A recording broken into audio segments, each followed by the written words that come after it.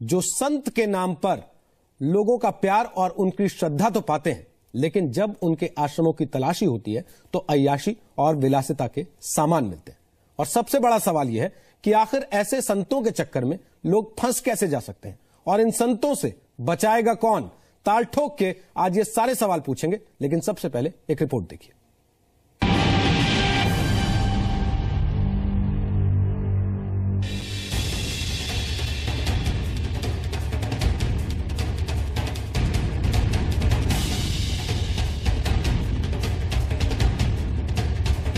रामपाल के आश्रम में प्रेगनेंसी टेस्ट क्यों?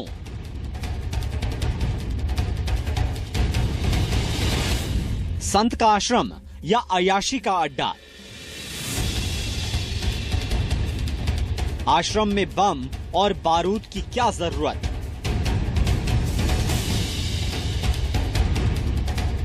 ऐसे संत के चक्कर में कैसे फंसते हैं लोग? हिसार के बरवाला के सतलोक आश्रम की तलाशी जैसे जैसे आगे बढ़ रही है, चौंकाने वाले खुलासे हो रहे हैं। संत रूपी शैतान रामपाल के कुकर्मों से परत दर परत पर्दा उठता जा रहा है। हरियाणा पुलिस की स्पेशल इन्वेस्टिगेटिव टीम को आश्रम की तलाशी में अब तक प्रेगनेंसी टेस्ट किट के अलावा दवाइयों का बड़ा जखीरा मिला है। कथित संत रामपाल के आश्रम में हथियारों के अलावा एक चीज जो सबसे ज्यादा चौंकाने वाली मिली वो थी प्रेगनेंसी टेस्ट स्ट्रिप्स। ऐसे में सवाल उठता है कि आखिर संत को प्रेगनेंसी टेस्ट स्ट्रिप्स की क्या जरूरत पड़गी, क्योंकि ये प्रेगनेंसी टेस्ट स्ट्रिप्स आश्रम के कैंपस से नहीं बल्कि वहां से मिली है जहां रामपाल रहता था। इतना ही नहीं, सत्संग के लिए बनाए गए इस आश्रम के तहखाने से पुलिस को हथियारों का बड़ा जखीरा भी मिला है।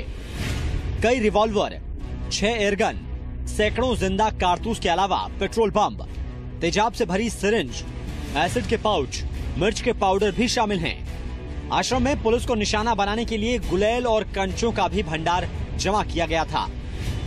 हमने 3 12 बोर के रिवॉल्वर, 19 एयरगन, 2 12 बोर की राइफल्स, 2 315 बोर राइफल्स और इसके साथ बहुत सारे कार्ट्रिजेस, चिल्ली ग्रेनेड, सामान बाकी खाने पीने का। जैसे जैसे रामपाल के रहस्य लोक से पर्दा उठ रहा है, आश्रम की डर्टी पिक्चर भी सामने आ रही है। जानकारों के मुताबिक रामपाल के आश्रम में देशद्रोह से जुड़ी गतिविधियां भी की जाती थी। जिन नक्सलियों पर देश के खिलाफ युद्ध छेड़ने के आरोप में पाबंदी लगाई गई है, रामपाल उन्हें अपने आश्रम में पनाह देता था, जिसका खुलासा खुद नक्सली नेताओं ने किया है।